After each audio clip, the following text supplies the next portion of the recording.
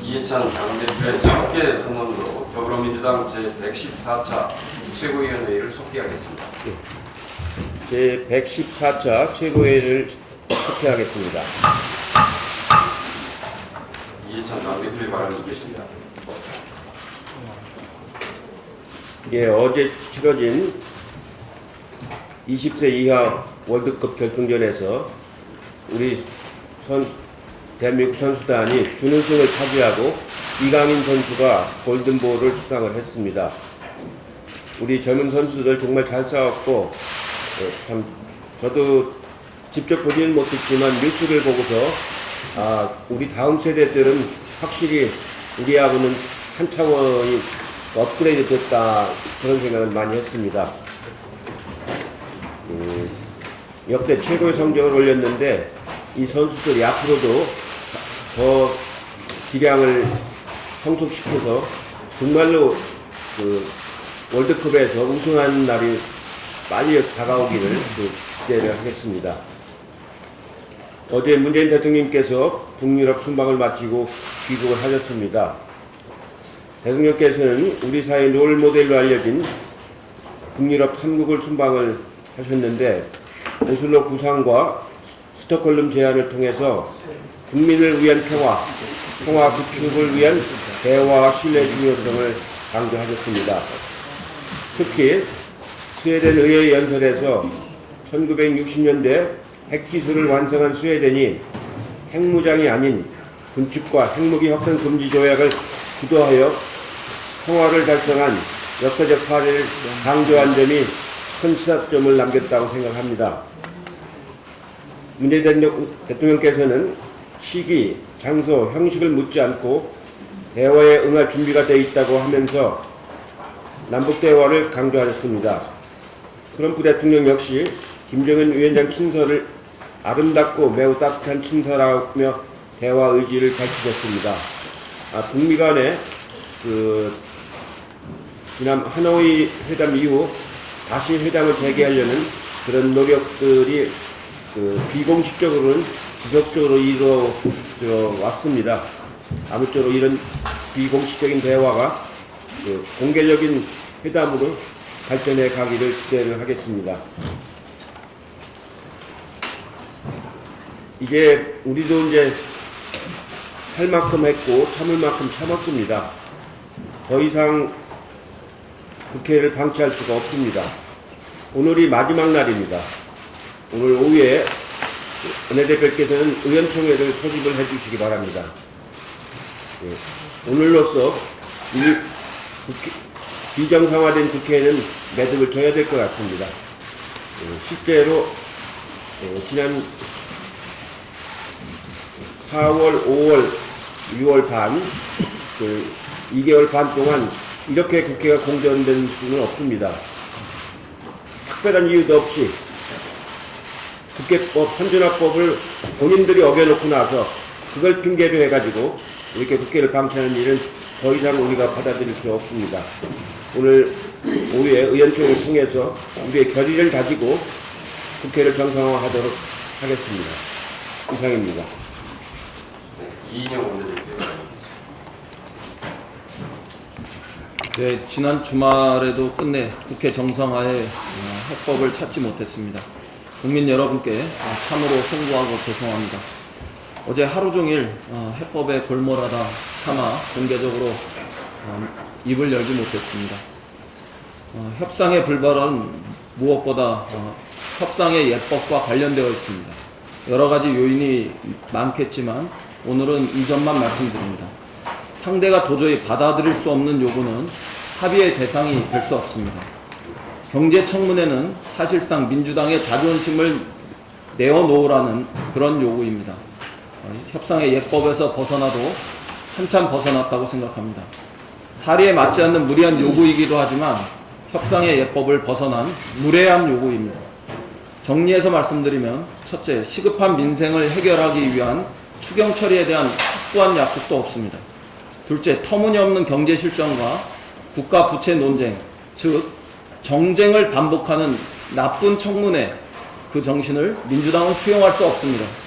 분명히 말씀드리자면 민주당은 원칙을 지키되 최대한 유연하려고 했습니다. 핵심 조건이었던 사과 요구나 철회 요구에 대한 이견도 최대한 양보하려고 했고 어느 정도 해소되었다고 저는 생각합니다. 그러면 마땅히 국회 문을 열었어야 합니다. 국회를 열고 일단 국민의 여망에 부응했어야 옳습니다.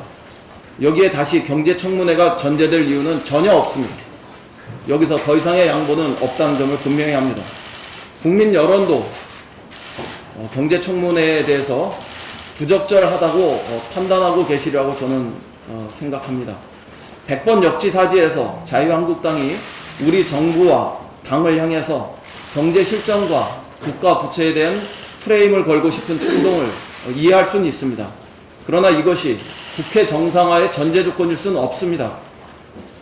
국회가 파행을 거듭한 이유는 경제 실정과 국가 부채 논쟁에서 비롯된 것이 아니었습니다. 국회 파행의 이유는 다른 데 있지 않았습니다. 오직 선진화법을 무력화하고 국회를 무법천지로 만든 것에 대한 책임 논란이었습니다. 우리는 솔직히 자유한국당의 책임이라고 생각합니다. 자유한국당이 스스로 만든 법을 스스로 걷어찼지 않습니까? 여전히 국민은 국회 파행의 책임이 민주당에게는 29%, 자유한국당에는 48%가 있다고 자유한국당의 책임을 훨씬 더 크게 생각하십니다. 그럼에도 불구하고 우리가 어느 정도 물러서서 자유한국당에게 국회 복귀의 명분을 제공하려 했었습니다. 적어도 저는 일찍부터 그렇게 협상에 임했습니다. 이유는 단순하고 명료합니다. 거듭 말씀드리지만 우리가 협상에 나섰던 이유는 시급한 민생과 경기 침체에 선제적으로 대응하려는 추경 처리를 위해서였습니다.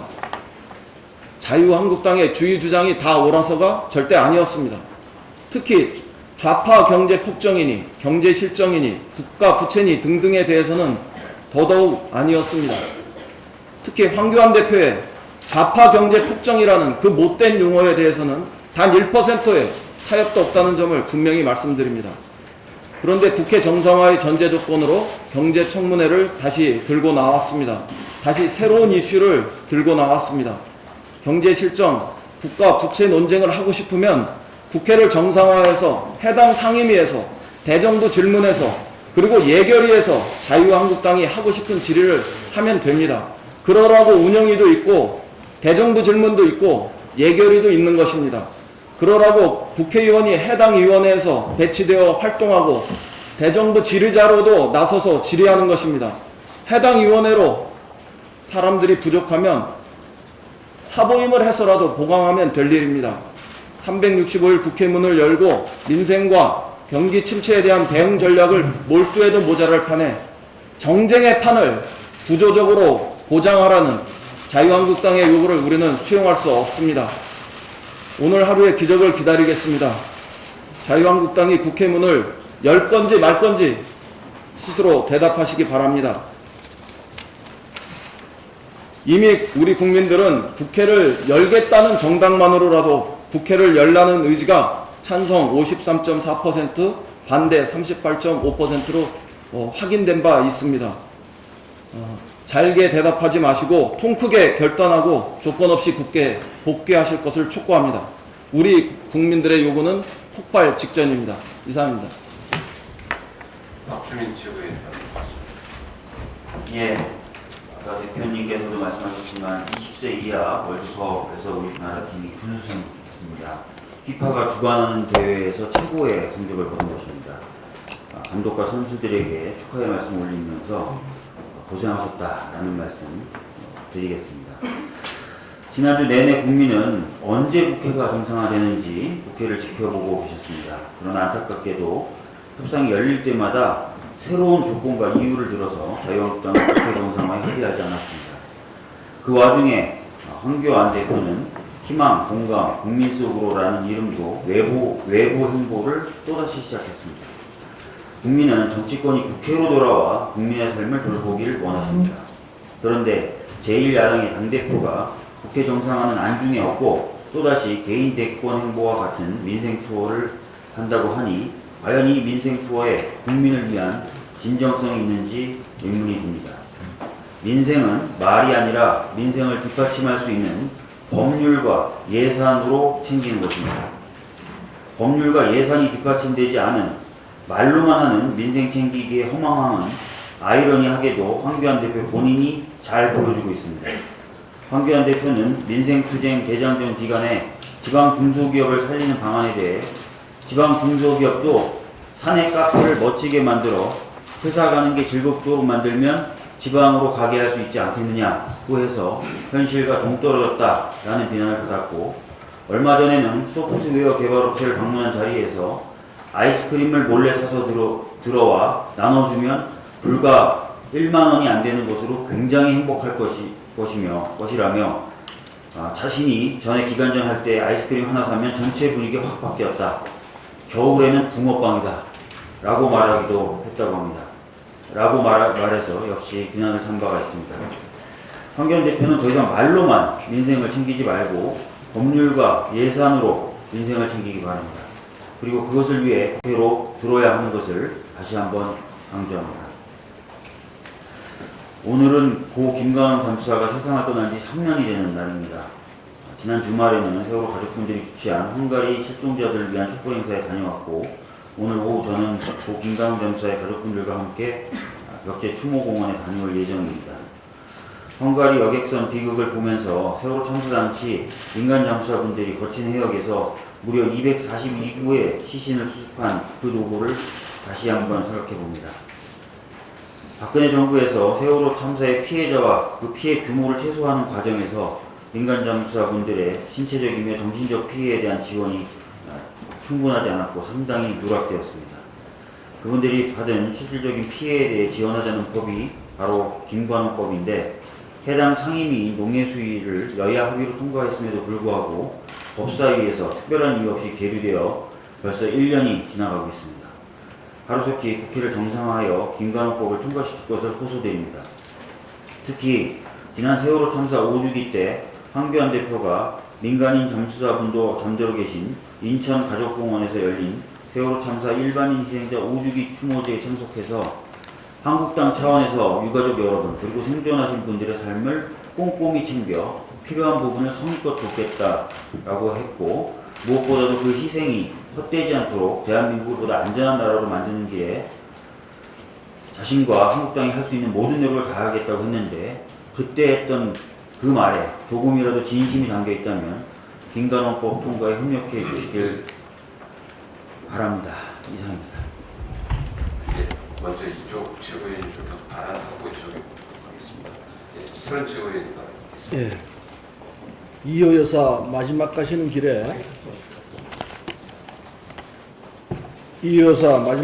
길에 많은 국민들께서 함께 해주셨습니다.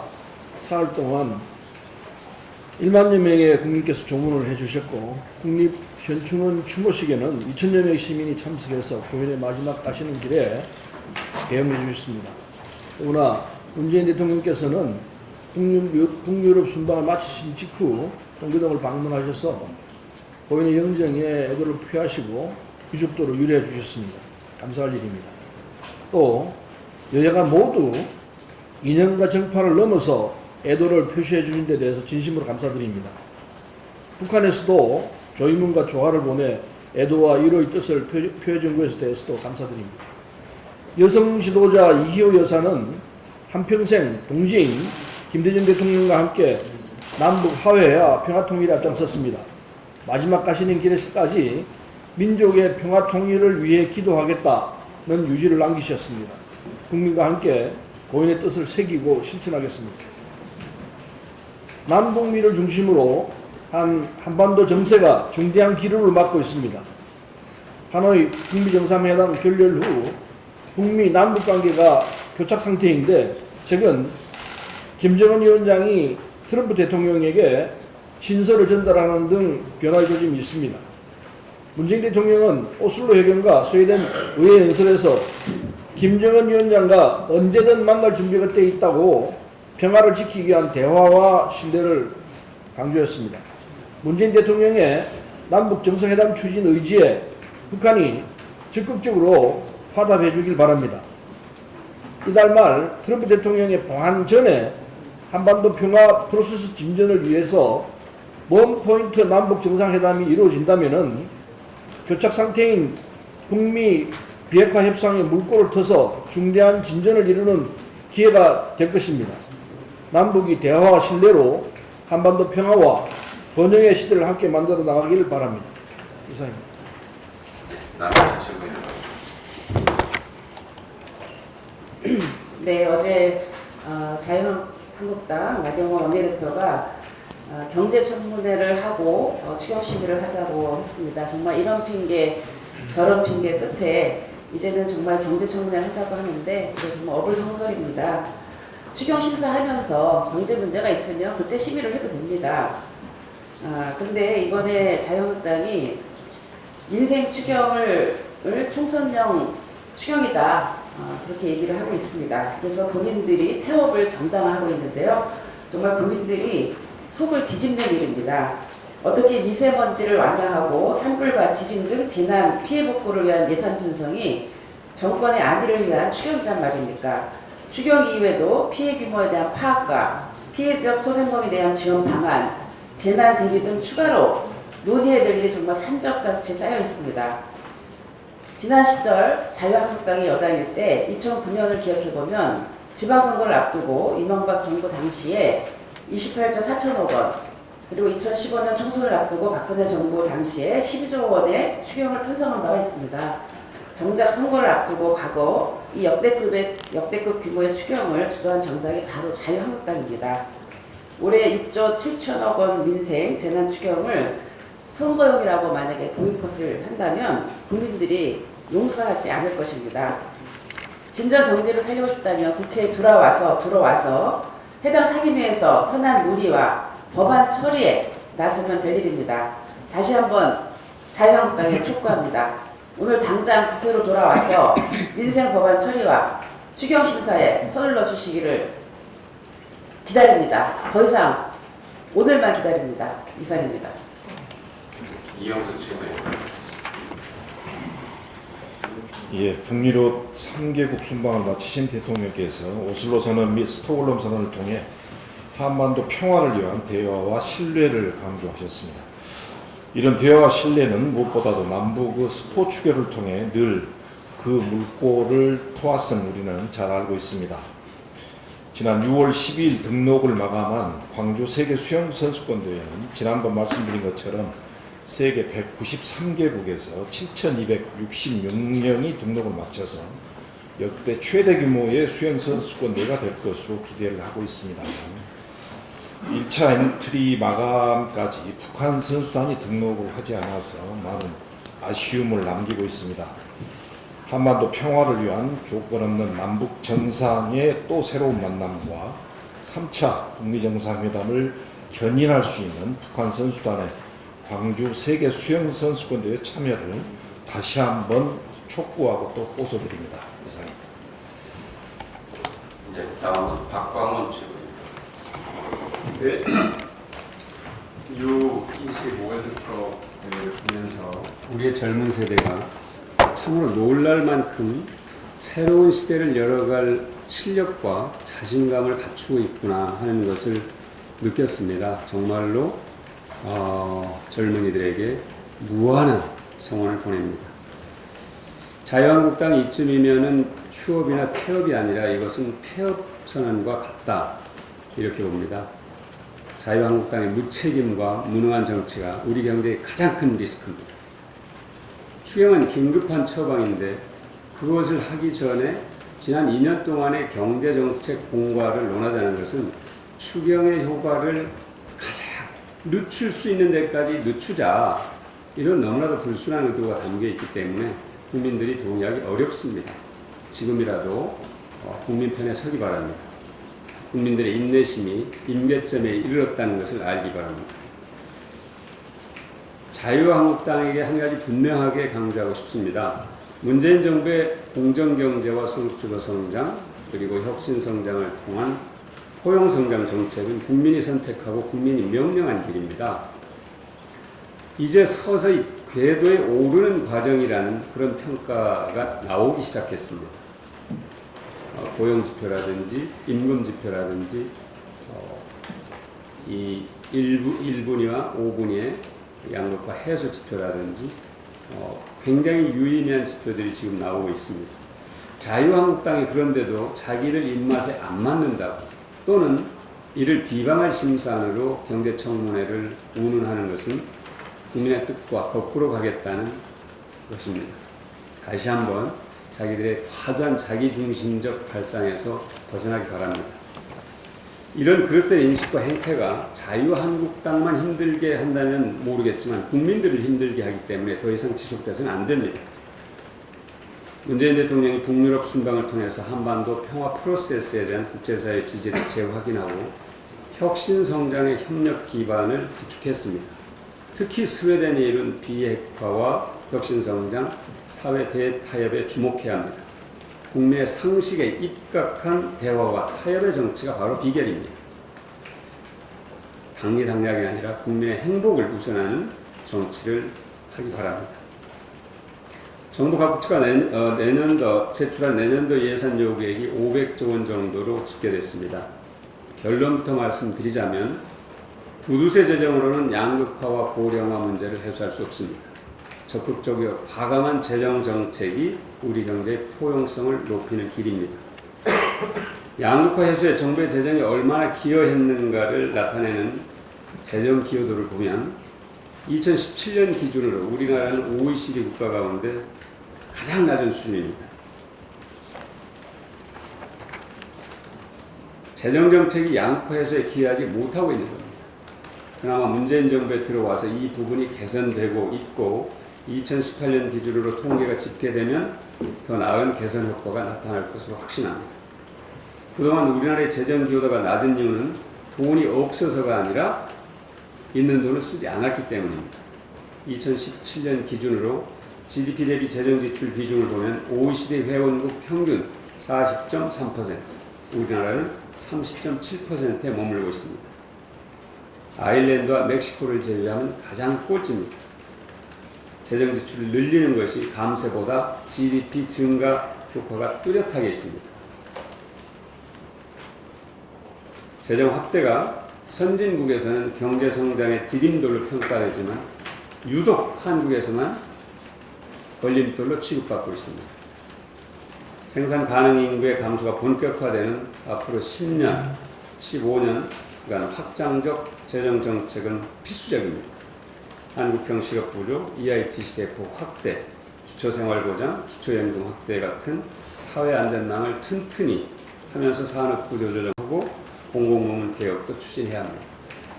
내년도 예산안을 초과 세수에만 의존해서 기계적으로 소극적으로 늘릴 것이 아니라 적극적으로 과감하게 준비해서 국민의 삶에 투자해야 한다는 것을 말씀드립니다. 이상입니다. 김혜영 최고위원입니다. 예, 국회가 멈춰선 지 오래입니다. 국민들의 국회에 대한 불신과 분노가 너무나 큽니다. 자유한국당에서는 선경제청문회 후추경안 처리를 주장하고 있습니다. 경제가 어려우니 경제청문회를 하자고 하면서 경제성장에 조금이라도 도움을 줄 수 있는 추경안을 국회에서 논의하지 않는 이유를 모르겠습니다. 추경안과 별개로 경제 전반에 대하여 관련 상임위에서 또 대정부 질문으로 하면 되는 것입니다. 자유한국당의 본심은 국회를 정상화시키기 싫은 것 아닙니까? 최근 자유한국당 내부에서도 지도부의 제왕적 행태와 이미지 정치에 대한 비판이 나오고 있습니다. 그러한 비판을 상대적으로 보수세가 강하다고 하는 영남권의 자유한국당 의원이 하고 있습니다. 국회는 5천만 국민들을 위해 중요한 결정들을 내려야 하는 곳입니다. 황교안 대표와 나경원 원내대표는 본인들의 정치적 이익을 위하여 국회를 파행으로 몰고 가서는 안 될 것입니다. 20세 이하 축구대표팀의 중요성, BTS의 문화 전파 등 우리 청년들이 전 세계에 대한민국의 저력을 보여주고 있습니다. 정치권만 잘하면 됩니다. 국회도 일 좀 합시다. 이상입니다. 이수진 최고위원 발언. 네, 한치풍과 갑질 3남매 합동 경영 복귀 소식에 국민들께서 공분하고 계십니다. 조현민 씨의 물컵 갑질 무혐의로 14개월 만에 한진칼 전무로 복귀한다는 소식과 조현아 씨의 명품 밀수 혐의 집행유예 선고로 호텔 부문 경영 복귀 관측이 보여집니다. 저희 당에서도 기업의 경영 리스크로 작용되는 오너가들의 일탈 행위와 그런 갑질 행위에 대해서 심각한 우려를 표명합니다. 국민 눈높이에 맞는 법의 잣대 결정 필요합니다. 그리고 스스로 자숙해야 할 것입니다. 한 가지 더 말씀드리겠습니다. 산업재해나 부당해고 피해를 당한 노동자가 판정을 받기까지 소요되는 시간과 비용 부담이 만만치 않습니다. 현행 노동 분쟁 해결 절차에서는 지방노동위원회, 중앙노동위원회, 행정법원, 고등법원을 거쳐 대법원 최종 확정 판결까지 사실상 5심제 혹은 8심제까지 거쳐야 합니다. 현행 민사행정 소송만으로는 노동사건의 특수성을 반영하지 못하는 문제들이 발생합니다. 이에 대한 해결 방안으로 전문성을 갖춘 노동법원 도입의 검토가 필요할 것입니다. 특히 노사대표가 의결권을 갖는 참심제 형태로 노동법원을 운영하면 법관의 전문성을 보완할 수 있고 판결의 정당성도 높일 수 있다는 분석이 있습니다. 노무현 정부부터 검토되어 온 노동법원은 20대 국회에서도 신설 법안이 발의되었지만 아직 시행되지 못한 실정입니다. 노동자에게 법원은 기울어진 운동장이라는 비판이 있습니다. 대법원은 미래에 올지 모를 위기를 이유로 기업의 경영위기 주장과 정리해고 등을 인정하기 때문입니다. 국민의 눈으로 노동사건을 바라보는 노동법원은 독일, 프랑스, 영국 등 유럽의 다수 국가가 독립적인 전문 법원으로 두고 있습니다. 전문적 노동법적 보호 시스템을 설정한 이유는 노동 분쟁 사건을 잘 아는 사람이 노동 사건을 다루고 참여하자는 것으로 우리는 노동 분쟁의 특수성을 반영한 제도적 장치가 있지만 권리 구제에 미흡하다는 요구에 따라서 노동법원 도입 요구가 나오고 있어 신중히 살펴봐야 될 문제라고 생각합니다. 이상입니다. 이상 공개 발언을 마치고 회의를 비공개로 전환하겠습니다. 그러면 여러분들의 협조를